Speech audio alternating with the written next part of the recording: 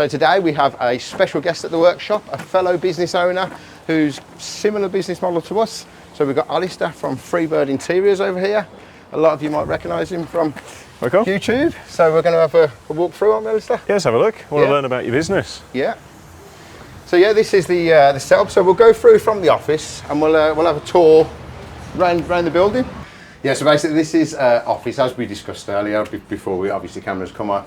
Me and Alastair kind of messed up at the start, and I should have had this upstairs, to be honest, because we needed more floor space. I mean, your workshop's kind of ground floor, isn't it, yours? It's all ground floor. It's one big long space, and we didn't have an office for a bit. We were still working from home with the office staff, but then we got a container, and that worked well for us. We put a container in just outside the main building.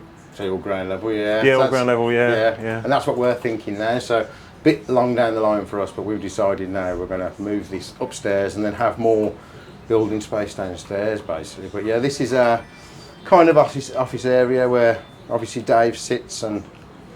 Yeah, Dave's your genius on the CAD, isn't he? Yeah. Doing all these fretwork doors. That's very interesting. So before we obviously come onto the camera, Ali's just showing us his new door ordering website for the trade, which when it's live, obviously I would highly suggest going and checking it out. It looks incredible, to be honest with you. So we're working with a developer, web developer. Well, they're more than that, really. We've just been meeting him, actually. He's hanging around. Perhaps we can get him on camera after. Yeah, Thierry. So he's got some ambitious ideas about web ordering systems. So we've been developing a system for parametric doors that down the line will be making them fretwork compatible. Very, very clever. Like the system, it just looks so. You can tell you've put a lot of effort into it. Yeah. Yeah. So yeah, very impressed with that.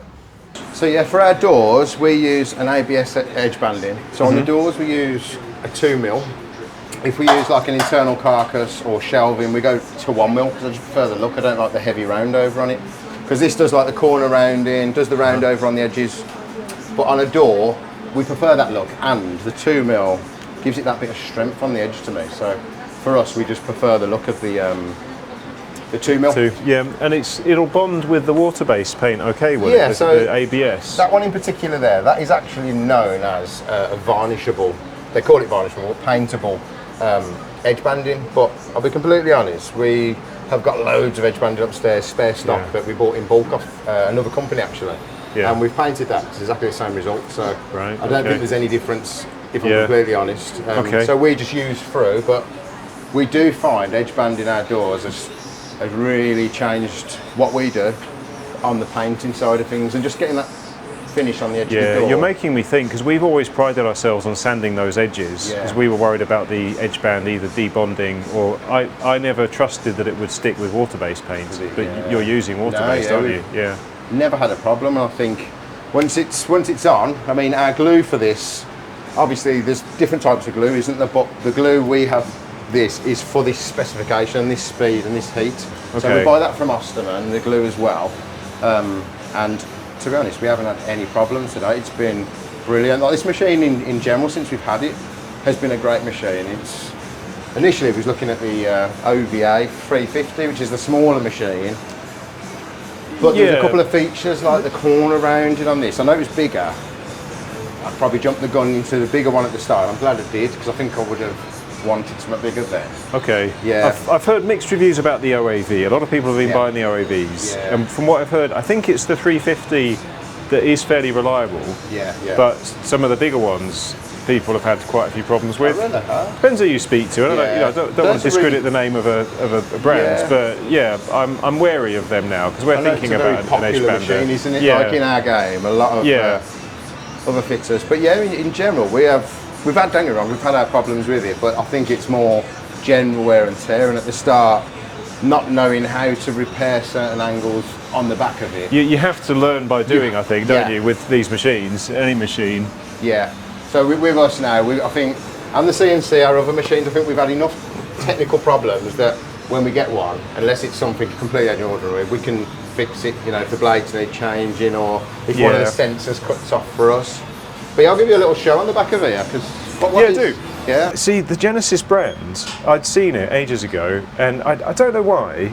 I just thought, when I was talking about it, is it any good? And I never gave it much thought, because I never heard people talking about it. But I saw that they had them at the showroom up at Karl's, and he was saying it's all right. So yeah, I'm interested to hear about it. Yeah, to be honest with you, we can't fault it. Had nothing but good things with it for us. Obviously, we do edge band like an awful lot through the day. Like every single door, every carcass. It's like this edge bander for us has been a big game changer. What did you have before? Did you have a little edge bander, or yeah, were so you we manually? still kept the Conturo. So a lot of the time it was Conturo and stuff, and it's just the time. I think when you've got bulk to do, like wardrobe after wardrobe or door after door, I think having a machine that is reliable like this for us just kind of works great. And I can't fault this machine in particular with the features that it does have, with the corner rounding optional and the different thickness of the tapes.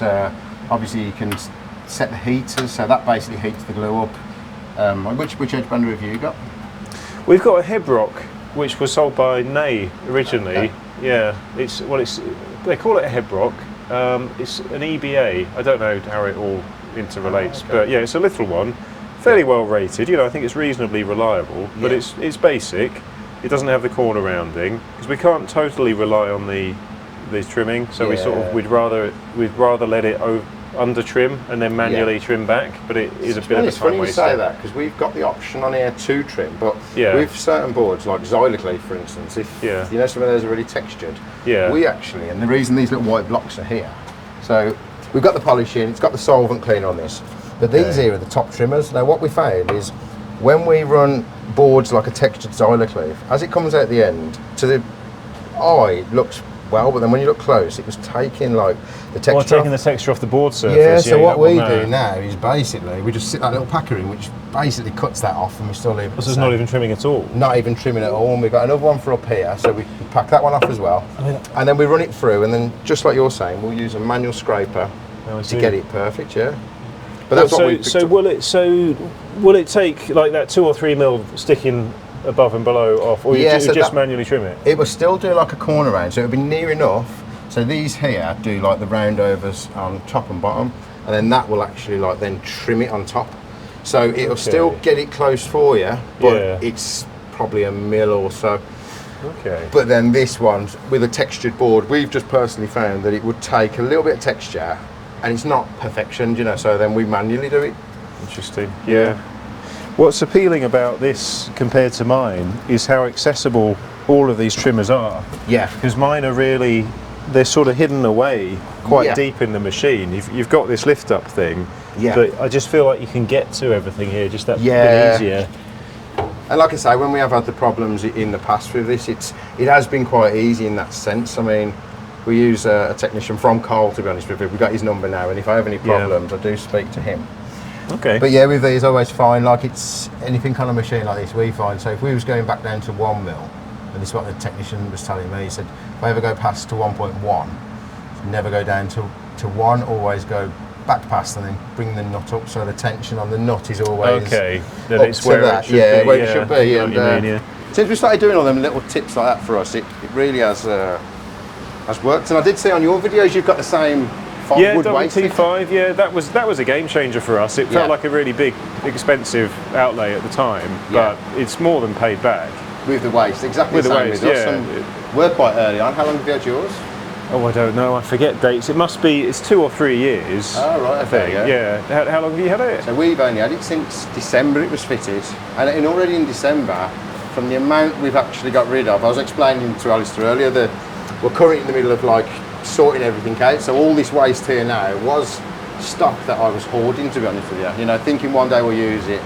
And then you get to a point. I don't know if you use the same. Oh yeah, everyone's the same. I think. Yeah, and it's not lean, because we're learning about lean manufacture. Yeah. And it's you end up you're valuing a piece of wood that's going to be knackered by the time you drag it out, if you can even find it. Yeah. You're valuing that over your time, because you've spent time making the racking, spent time putting it in, maybe even cutting it to size to fit it in. That's it. And you've got to spend time looking for it. Yeah. I fully agree. And it was the other lads, to be honest, who said to me, "Karl, let's make a decision now. Let's just get rid." Actually, Luke, just the man. It was Luke that actually said to me, didn't you, about cutting all this waste stuff? Yeah. Because he was like, I was hoarding too much, weren't I? And Luke was saying he'll see it with different eyes, because you see it as business business owner, and you see the value in it. But he's got the perspective to see that actually the costs are elsewhere.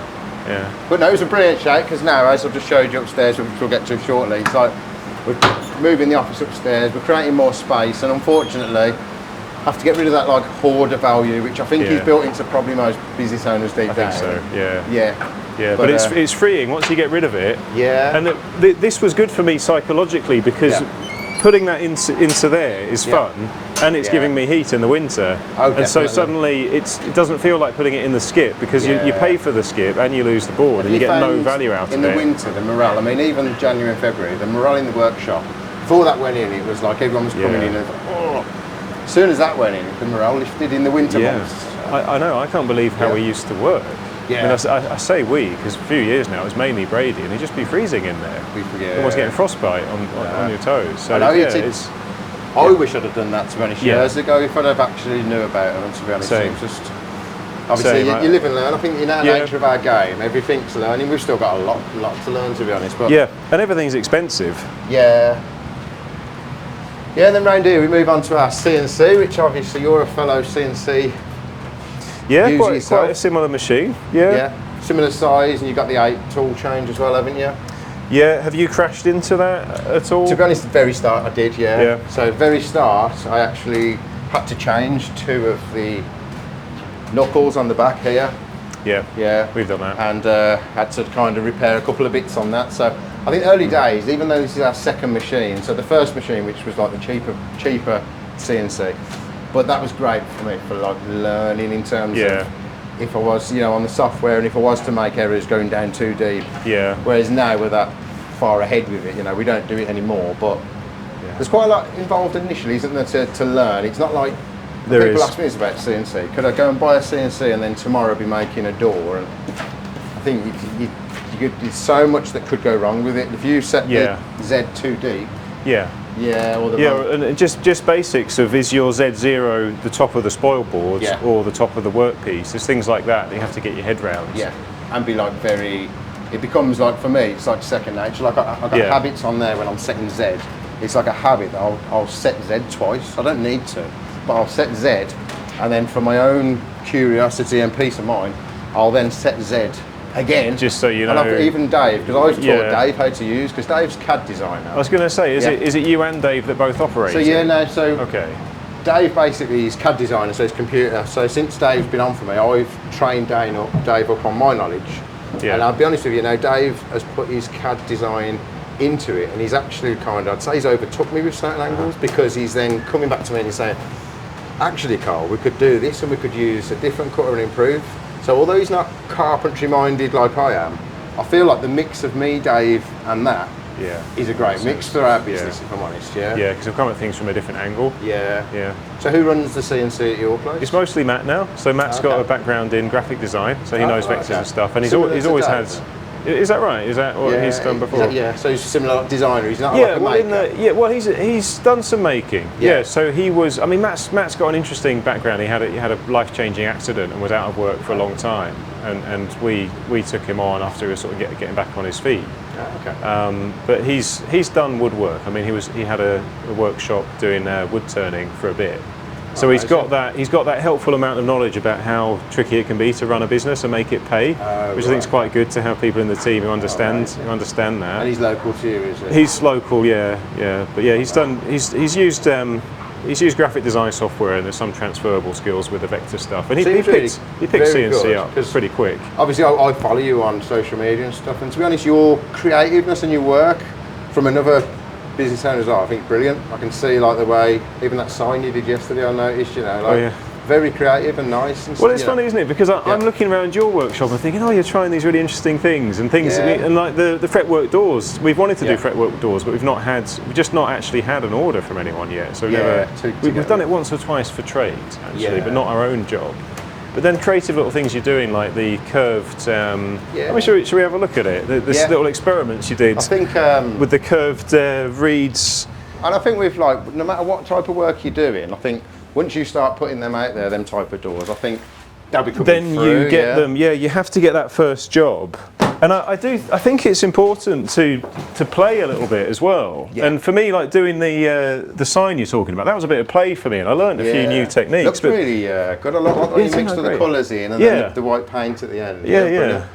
But yeah, something like this. I mean, I'd thought of doing something like this, and it's just nice to see it done. Because again, you'll learn something, won't you? To be honest, again, this was kind of Dave coming to me. Yeah. And we'd made some reeded doors for a customer, and then Dave, being as creative as Dave is with his CAD, he was like, "Well, why don't we have a play?" So we come up with this, and it was literally done in seconds. There was not much thought in it, but it was to give us the principle that I think there's something there. You know, there's so many patterns you can do. You figured it out, haven't you? Yeah. You figured out how these are going to meet there, because you must have put a bit of a round over on those ends. So now you could repeat it and price it. Of the reed, well, it's a nightmare. It's horrible. Yeah. I mean, maybe if we talk about this machine, because we heard about the idea of a brush sander, and we thought that was going to be the solution to all this pain. Because we did a big batch of samples for Finsa, so they could send out these nice little squares of raw MDF primed and fully painted in the new Hydrofugo Plus boards. Oh right, yeah, I've tried that. Brilliant. Yeah. So,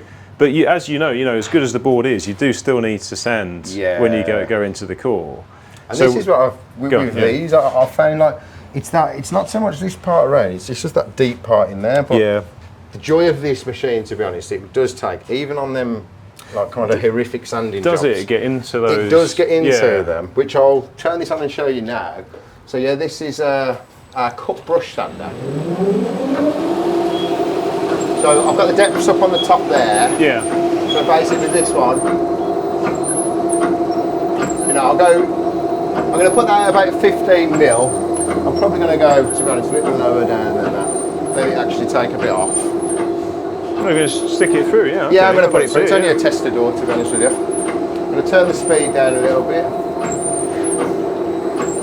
Yeah, because what I was going to say is we got something that's... wet. Let's have a look in there. Now, as you can see, it's... I should have turned the dust extractor on. Yeah, obviously because we're doing a video I haven't turned the dust extractor on, but the dust extractor is connected to that, so all the dust will go out. See, it's clearly not very aggressive, because I almost would have expected it to take the paint off. No, that's it. And obviously like, the pads need changing in it and stuff, but it's we've got different pads, so I'll just turn that off so we can hear. Yeah, let's bring it back. Bring it back around there. Yeah, so with this, we've got like different pads, and how we've set it at the moment, because there's like 12 cups on there. Personally, we don't do a door really bigger than 600 mil. So for us, we've got 180 grit on that side and 320 grit on the left. So if, for instance, I wanted to do so, and it's quite easy to change them. So if I'm doing a lot of big panels, then I'll just switch them all to 320s. But as a rule of thumb, myself and Luke, who are mainly doing the sanding, or Danny, we know that this side's going to be a tad bit rougher. It's still not rough, it still doesn't do much different, but it's just, sometimes you might have something on there that's a bit aggressive, and it'll go down. And then obviously if you come down further with it, the further down you go, the more aggressive it will be. Because it must have a fair bit of tolerance, because those will just bend down to the height, right? But then it's putting more pressure on. More pressure. Off, Because sometimes we've done it where we've gone too low, and it'll kind of like slow the machine, and you can hear it's not healthy for you, so then we turn it back up, and then I'll put the speed back through. But overall for this, it's been quite game changing. This is really interesting to see, because we've got an Uno Sand brand thing, which is basically just this, but a fair bit bigger. It's got its own stand. It's no, it is like that, but you can turn it. So it's stood up like that. It's spinning round. You've got a table work surface, so you can just put something up against it, or you can take the table off and you can just freehand do something. But we were hoping to run this kind of groove just through it, but we didn't get the results off it we hoped to get, to be honest. And I don't know if it's that we need to dial in the grit and the size of the little fingers there. Yeah, I think so. Like I say, here we've got like all different grits here basically. So I order like packs of 50 from him, different grits. And I think if we changed regular, it's a great machine. When we do change the pads on there at the start, they do give you a real... Is that your standard split? Because I see you've got some, I don't know, 4 mil or something, like maybe 3, 4, 6 mil or something like that. Because I think that's important for how those fingers get into the 120 into the grooves. But because he's quite bespoke, Gibbs Sandtech, where we bought this from, he did say to me, if you never need anything kind of like, you know, out of the ordinary, with machinery as well, and in this spec, because he's spray painting, so this is great for like denibbing. He also does all the drying racks and stuff. Yeah. So obviously he did say if there's anything you ever need in that respect, I can go back to him and have something in particular made. But I haven't needed to be honest, because it's really worked. Yeah, I'm impressed. I mean, really this is making me think we're going to need this. Because I noticed in your workshop you've got the edge sander as well, and we used to have one of them. So is it the long belt? Yeah, I mean, I just got that because I got an incredible bargain on it, and I thought for the price I got it, I'm sure I'm going to use it sometimes. But it's not a key part of our system at the moment. No. I mean, even though we edge sand our doors, what Brady will do. Actually, did you? Yeah. No, because he doesn't. I think partly it's aggressive. He doesn't have the same control, and then he'd have to move from there back to the bench to do the Aris roundover. But he'll get, say, if we've got 4 doors the same width, he'll stack them up, and he'll orbital sand the top edge. Oh, well, okay. And so because we always felt that was pretty quick, we never really felt like we should edge band. But you are making me reconsider that again. Yeah, I think I was the same. Once I seen it online, I was exactly the same. We had the edge sander. And the way we did it, and then the minute I moved over and I put the edge banding onto it and we sprayed it, the finish on that edge was just incredible, you know, on the edge of the door compared to, say, even after a lot of sanding, and it's just so little effort, you know. So obviously it just cuts out all the sanding apart from obviously your front and your back, and you just get a beautiful edge, and it adheres really well. Yeah. Yeah, so I'd never ever look back on that, to be honest with you. For us personally now we've tried edge banding a door, I'd never go backwards on that for us. Yeah. Even our understairs, our angled doors, we've now come up with a method where we make triangles that we double-sided tape to the door to edge band, you know, because an edge bander won't edge band a shape.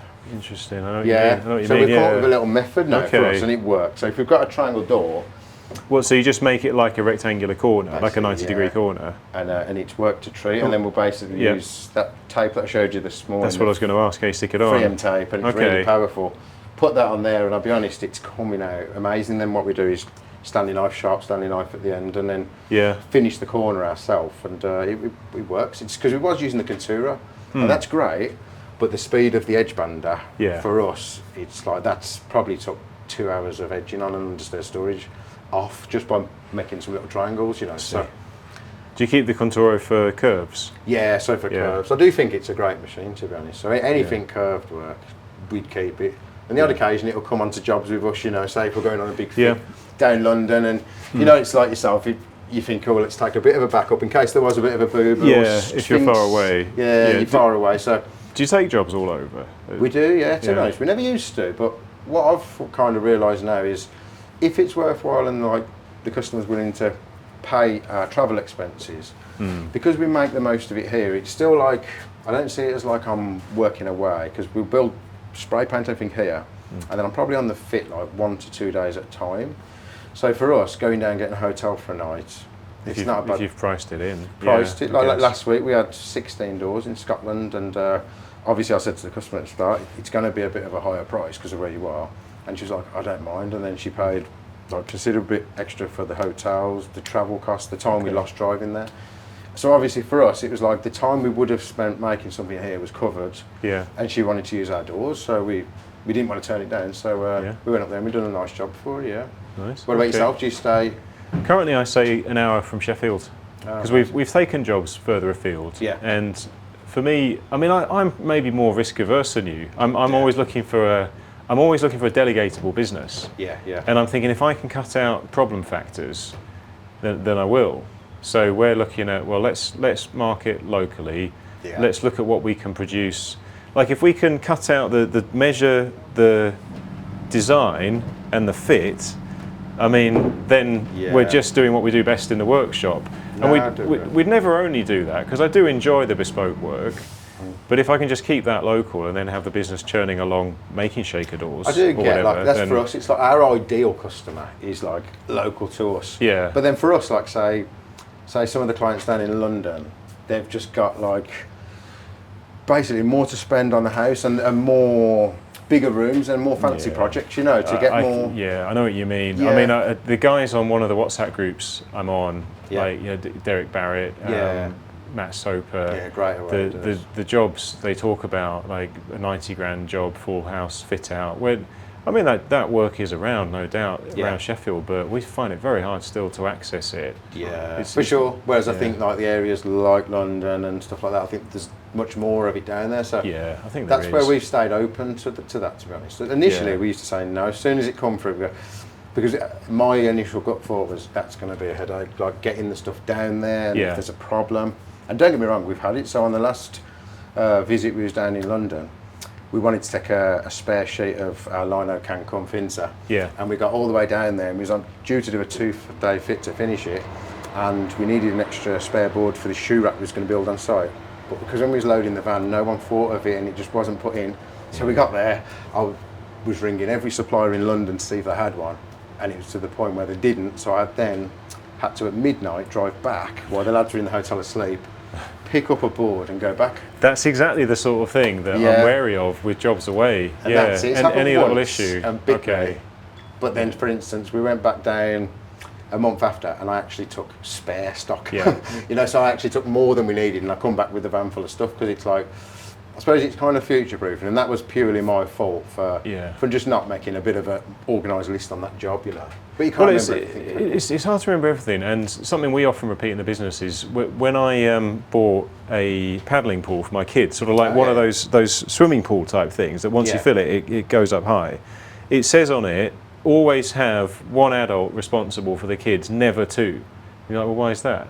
And it's because if you know you're the responsible person, you're going to always watch the pool. If there's two of you, one of you will just turn around, and then the other one might turn around thinking the other one's responsible. So having someone allocated, like it's your job to put this board on the van, is often the best thing. It was a big fit there, you know, and there's so much to go on the van, and the van's was absolutely rammed, and it was like, was there, it's like, you know, going on holiday and you're checking your pockets, I forgot my passport, it's that feeling. Yeah. That's what I was doing this morning, coming down to Birmingham with the two shows, thinking I'm sure I've forgotten something. Yeah. And it's the same feeling, and then as soon as we got to the fit and we'd come to that shoe rack, it was like, oh. Yeah. But things happen, like, you know. Well, you're right, and it's also about your attitude to it, isn't it? Because I've had to learn, you know, a little hiccup isn't a major disaster. I think everyone does, really. Yeah. You know? And there's always a way, isn't there? Because I think I've had jobs early on where something's gone wrong and I'm like, oh no, it's ruined the whole thing. How am I going to fix it? But as your skills grow, there's always a way to fix it. It might be a small inconvenience, but often it's actually more fixable than you And I think the little mistakes, especially like early on, we made many, you know. But I think them mistakes then, if it's one that you never want to happen again, it sticks with you. So then for me, it's like, well, that won't happen again. And then I think as you go on, like we like to progress quite fast here in terms of like learning stuff. I can see that. You're ambitious, and the range of things that you take on is impressive. I think you know, sometimes like with the missus at home, she's like, "Oh, you're talking about wardrobes again," you know. But it's kind of like me. I'm so passionate with like the woodwork and stuff. I just thoroughly enjoy it and enjoy running the business, to be honest with you, and building something up, you know, for a long-term plan myself. I think that shows, and that's why I was saying to you earlier, your YouTube channel is going to grow for sure. And it's because you're obviously in love with what you do, and you just you enjoy talking about it. It comes across as natural. So I mean, like your YouTube is absolutely brilliant, to be honest. The info and the videos, like myself and the lads here, we've watched it. You know, you're very inspirational with what you do, to be honest. I think you explain everything brilliant when you're doing the videos. Well, I think it's about finding your niche.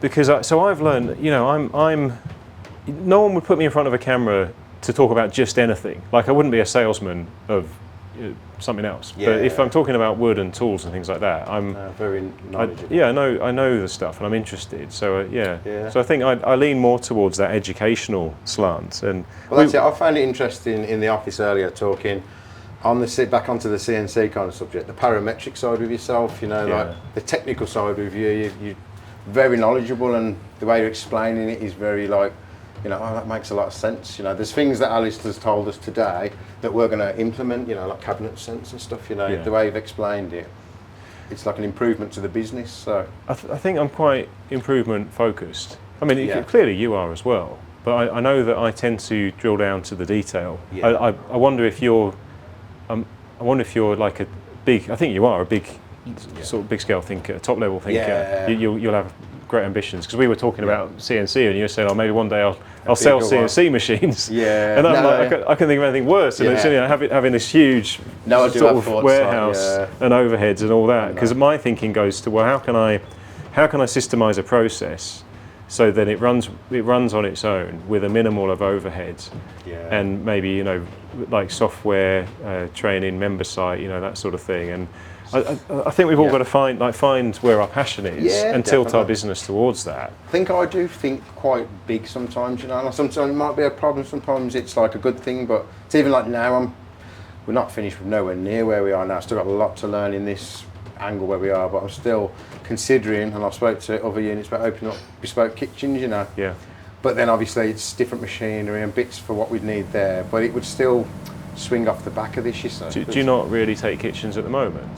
Not just because they're not coming through as such, but we do take the odd kitchen on, but like I want to get more into like a separate full-time aspect of it, where it's like a bigger scale, if you know what I mean. That's the long run plan, and then keep this as all our fitted furniture and integrate the two, but mainly focus over there on just pure kitchens, you know, and start stocking more stuff towards kitchens. And I've got some great suppliers like for the granite and the quartz and the stone and stuff. Well, that'll help, won't it? Having the subcontractors. Do you do kitchens yourself? No, not really. No. I mean, we're talking now with a couple of people about doing them supply only, and that would be perfect for me. Because if I could leverage what we know with the CNC and cabinet sense for bespoke cabinet design, use the CNC, probably end up upgrading our edgebander, and then we could make bespoke cabinets and standards that let someone else project manage, liaise with the plumber, etc. These are all the things that I'm not particularly keen to get into with kitchens. The management of it. I mean, before TOPBUILD, I had another company which was like completely different aspect to this. So we had, it wasn't a workshop, but we had like an office and storage space and office staff, but it was mainly commercial work. And on an average week, we had like 20 to 24 subcontractors. And like Luke upstairs, he'd done his apprenticeship there. Completely different angle, but it was dealing with a lot of trades. And I'll be honest with you, like, when you've got a lot of lad trades like that, there's less money to be earned, believe it or not, than even like now with a smaller team and more overheads, because having a big team to me like that, it seems like, oh yeah, loads of lads, you must be earning loads of money, but well, you've got to feed the machine, haven't you? And every problem that leads to a hold up, you're paying all those wages while you're stuck. So my motto now is kind of build a really productive workshop long run. We've still got a long way to go, but even the machinery, if we can automate anything where we can, automate it. And even the angles you've spoke today, I think absolutely brilliant, with your door ordering that we mentioned earlier, I think brilliant. And so many angles that you're going down, I can see, that are automated. And same with you on the shop floor though. So this machine, I can see that's a game changer for door production. And we've dabbled with the brush sander idea, and then we just, sometimes you kind of hit a dead end. You think this is going to be the thing, but what I'm seeing here, it's like it's the same principle, but the way they're oriented, clearly it's doing a whole different job. It gets into every nook and cranny. So like with a shaker door, once you put it through, uncoated or coated, we tend to do it once we get to a certain point on the primer coat. But then in between, or say if like we've got a massive bulk up there, we'll bring it all down. Danny will probably spend like 10 minutes, where by hand, probably taking like hours, you know, and not so much that, sometimes intricate work, you know, it can get a bit mind-numbing. Whereas this takes all that off, and it comes up like flat, you know, so it's great for us. The time you're saving on the finishing, and then it's the morale and the fatigue issues it would bring to staff, when now they can be doing something else. Yeah, for sure, definitely. So that's been great for us, has. Yeah, I'll show you upstairs. Yeah, let's have a look. When we first got this, so the old workshop I was renting, and we ended up getting 3 workshops. The rent on the 3 went up by 40% because they took new owners in. So I then decided, actually Luke who found this, wasn't you? Yeah. So we was looking for a new building, and then Luke texted me one night on the auction, he spotted this come up, and he was like, have a look at this one. So I'll come up, I had a visit on it, and straight away I wanted to buy it. So I rang the auctioneers. I offered them an extra 10,000 on top of the asking price to take it off auction, and then the seller come back and said yes straight away. So it was quite a fast turnaround, wasn't it, Luke, really, from auction? It was really quick to get in the keys. I mean, and is that how you are, decisive? Yeah. Quick decisions. Quite like that. I did put a lot of thought, but I kind of saved up a bit to invest, and I was thinking about investing in another property and stuff, and then I thought, no, just invest in the business. In the business, that makes sense. Yeah, something that's going to create like money and stuff. That makes a lot of sense. Obviously, a big outlay, but I'm glad we did it, because obviously now we've got everything in one house, and there is angles of it that when we first set up, we shouldn't have put the office downstairs, because now we're building stuff upstairs that could be built down there, and we're having to carry it down. It's not the end of the world, but... Yeah, and we were talking about this earlier, because you can wait and try and get something perfect. Like you're saying, it shouldn't be downstairs, it should have been designed better, do this and that. But then you could have got stuck and not got that forward momentum. So I think what you've got is forward momentum. You make a decision, you do it. Yeah. Okay, you've got to move the office upstairs now. But say if you had moved it upstairs to start with and got it perfect, there's a good chance it would change again. Well, this is what we find. We've spent loads of time on certain things in the workshop. Yeah. Like I don't know if you've seen our blue boxes where we organise everything with this Kanban system. I did actually, So this principle that you stock a certain amount, it's got a label, that label's got the code, that label goes to the office to reorder. Brilliant. We spent hours on that, and we built it. Have you found that's been a big improvement? I would say it's definitely a good thing to have, but I think we spent a bit too long trying to get it perfect, only to then find that we change it a little bit. So just in terms of... Do things get restocked as they come to the bottom? Do you find they do actually, they do. So it basically works. I mean, we could move to, you can go barcode or even QR codes. You can actually do that just with like a £15 Amazon QR code scanner, link it to software. There's loads of things you can do where suddenly you just beep it and it goes to the office, but actually getting it fully set up's tricky. But I think the way we do it now, it works, but we're now at the third move of where those boxes go. So first time it was this wonderful station where my desk was going to be there, and it was down at the bottom end of the workshop where the second shutter is, and we were going to be directing the delivery guys to that bottom bottom shutter.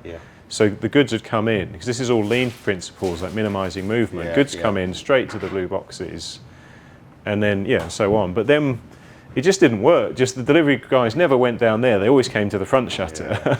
And then we're like, why are we going all the way down to the bottom of the workshop for the fixings? We can't see the fixings from Brady's workbench, so he can't just turn around and go, okay, that needs to be restocked.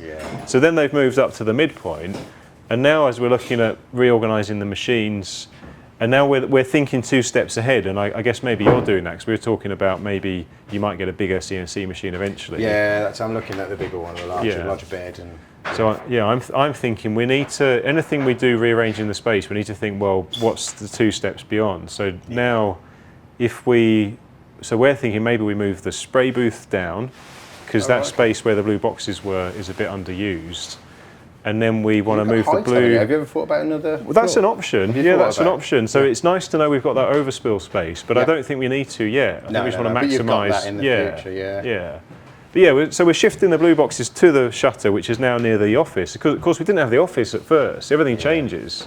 So now the office is by the front shutter, and we've got Camilla, who's sometimes doing the restocking of the boxes. It's like, well, she might as well just come straight into this place.